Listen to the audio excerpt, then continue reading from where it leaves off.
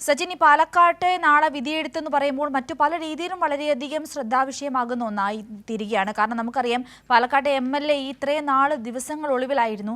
നാളെ ഒരു പക്ഷേ ഈ തെരഞ്ഞെടുപ്പ് സമയത്ത് അവിടെ ഉണ്ടാകുമോ എന്ന തരത്തിലുള്ള അഭ്യൂഹങ്ങളും പരക്കുന്ന ഒരു സാഹചര്യം കൂടിയാണ്. ആ ഒരു സാഹചര്യത്തിലാണ് പാലക്കാട്ടെ ജനത നാളെ വിധി എഴുതുവാൻ പോകുന്നത്. അതിനോടൊപ്പം തന്നെ നിശബ്ദ പ്രചരണം അവസാനിക്കുവാൻ പോവുകയാണ്. തെരഞ്ഞെടുപ്പ് ഒരുക്കങ്ങളെല്ലാം പൂർത്തിയായിട്ടുണ്ടാകും അല്ലേ? സിന്ധൂരി, പാലക്കാട് ഒരു മാസത്തോളം നീണ്ടുനിന്ന LDF-ന്റെയും UDF-ന്റെയും BJP-യുടെ എല്ലാം തെരഞ്ഞെടുപ്പ് പ്രചരണ കൊട്ടിക്കലാശങ്ങൾ ഇന്നലെ നടന്നിരുന്നു. അതിനുശേഷം ഇന്ന് നിശബ്ദ പ്രചരണത്തിന്റെ തിരക്കിലായിരുന്നു സ്ഥാനാർത്ഥികൾ ഉണ്ടായിരുന്നത്. പാലക്കാട് ജില്ലയിൽ ഇന്ന് രാവിലെയോടുകൂടെ തെരഞ്ഞെടുപ്പിന്റെ സാമഗ്രികളുടെ വിതരണമെല്ലാം ആരംഭിച്ചിട്ടുണ്ടായിരുന്നു. വൈകിട്ടോടുകൂടെ പോളിംഗ് സ്റ്റേഷനുകൾ ഒരുക്കുന്നതിന്റെ തിരക്കിലാണ് ഇപ്പോൾ.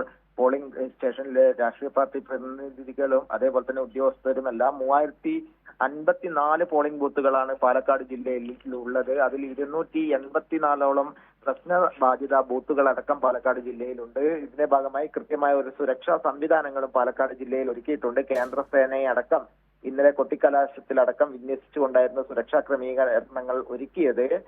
നാളെ രാവിലെ 7 മണിയോടുകൂടെ തന്നെ കൃത്യമായ രീതിയിൽ പോളിംഗ് ആരംഭിക്കാൻ ആകുമെന്ന് തന്നെയാണ് ഉദ്യോഗസ്ഥരുടെ ഭാഗത്തു നിന്നും അറിയാൻ വേണ്ടി സാധിച്ചത്.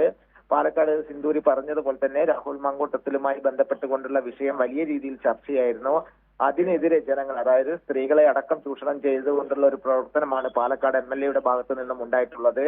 അതിനെതിരെ പാലക്കാട്ടെ ജനങ്ങൾ വിധി എഴുതും എന്ന് തന്നെയാണ് അറിയാൻ വേണ്ടി സാധിക്കുന്നത്. LDF-ന്റെയും BJP-യുടെയും പ്രചരണത്തിലടക്കം വലിയ രീതിയിൽ പാലക്കാട് MLA-യുടെ ഈ സ്ത്രീകൾക്കെതിരെ ചെയ്ത പ്രവർത്തനങ്ങളെ കുറിച്ചുള്ള പ്രചരണം അടക്കം നടത്തിക്കൊണ്ടായിരുന്നു മുന്നോട്ട് പോയിട്ടുള്ളത്. അതിനാൽ തന്നെ കൃത്യമായ രീതിയിൽ ജനങ്ങൾ UDF-നെതിരെയും പാലക്കാട് MLA-ക്കെതിരെയും വിധി എഴുതും എന്ന് തന്നെയാണ് കരുതുന്നത്. അതുപോലെ തന്നെ പാലക്കാട് നഗരസഭയിൽ BJP-യെ സംബന്ധിച്ചിടത്തോളം വലിയ രീതിയിലുള്ള തമ്മിലടിയാണ് തുടക്കം മുതൽ ഉണ്ടായിരുന്നത്.